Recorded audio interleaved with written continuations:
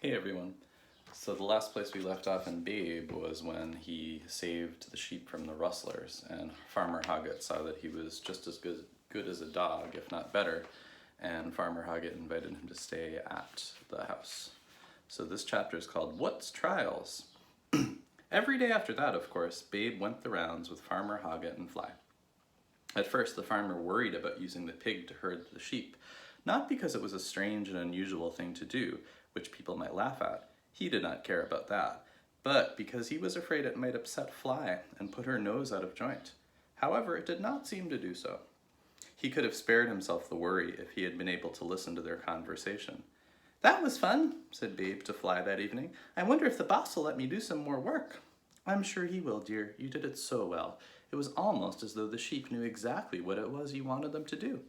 "But that's just it. I asked them." No use asking sheep anything, dear," interrupted Fly. "You have to make them do what you want. I've told you before." "Yes, Mum, but will you mind if the boss uses me instead of you sometimes?" "Mind?" said Fly. "You bet your trotters I won't. All my life I've had to run around after those idiots, uphill, down dale, day in, day out. As for sometimes, as far as I'm concerned, you can work with them every day. I'm not as young as I was. I'll be only too happy to lie comfortably in the grass and watch you, my babe." And before long, that was exactly what she was doing. Once Farmer Hoggett could see, by her wagging tail and smiling eyes, that she was perfectly happy about it, he began to use Babe to do some of her work. At first, he only gave the pig some simple tasks, but as the days and weeks went by, Hoggett began to make more and more use of his new helper.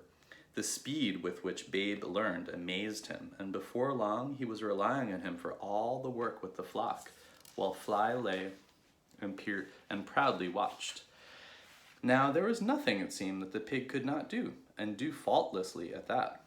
He obeyed all the usual commands immediately and correctly. He could fetch sheep or take them away, move them left or right, persuade them to move around obstacles or through gaps, cut the flock in half, or take out one individual. To work on Ma, for instance, there was no need for Hoggett to bring all the sheep down to the collecting pen, or to corner them all and catch her by a hind leg with his crook. He could simply point her out to the pig, and Babe would gently work her out of the bunch and bring her right to the farmer's feet, where she stood quietly waiting.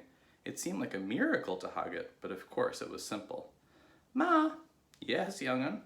"The boss wants to give you some more medicine." "Oh, not again. 'Tis horrible stuff, that." "But it'll make your cough better." "Oh, Come along, Ma, please." "Oh, all right then, young un. Anything to oblige you."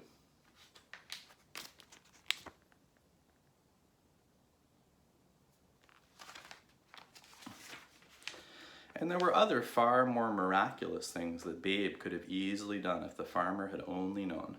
For example, when it was time for the ewes to be separated from their lambs, now almost as big and strong as their mothers, Farmer Hoggett behaved like any other shepherd and brought the whole flock down to the pens, and took a lot of time and trouble to part them. If only he had been able to explain things to Babe, how easy it could have been. "Dear ladies, will you please stay on the hill if you'd be so kind?" "Youngsters, you go to the collecting pen if you please. There's good boys and girls." And it could have been done in the shake of a lamb's tail. However, Babe's increasing skill at working sheep made Farmer Hoggett determined to take the next step in a plan which had begun to form in his mind on the day that piglet first penned the sheep. That step was nothing less than to take a pig with him to the local sheepdog trials in a couple weeks' time. Only just to watch, of course, so that he could have a look at well-trained dogs working a small number of sheep and see what they and their handlers were required to do. "I'm daft," he thought, grinning to himself. He did not tell his wife. Before the day came, he put a collar and lead on the pig. He could not risk him running away in a strange place. He kept him on the lead all one morning, letting Fly do the work as of old. He need not have bothered. Babe would have stayed tight at heel when told, but it was interesting to note the instant change in the atmosphere as the collie ran out.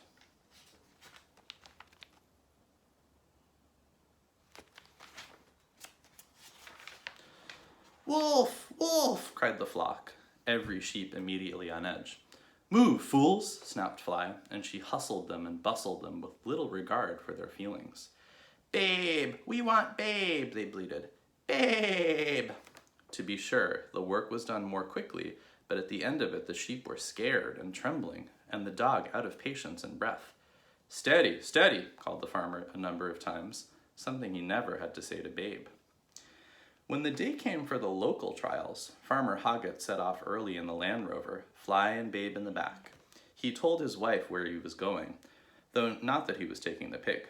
Nor did he say that he did not intend to be an ordinary spectator, but instead more of a spy, to see without being seen. He wanted Pig to observe everything that went on without being spotted. Now that he had settled on the final daring part of his plan, Hoggett realized that secrecy was all important. No one must know that he owned what would you call him though? A sheep pig, I suppose. The trials took place 10 miles or so away in a curved, basin-shaped valley in the hills. At the lower end of the basin was a road. Close to this was the starting point where the dogs would begin their outrun, and also the enclosure where they would finally pen their sheep.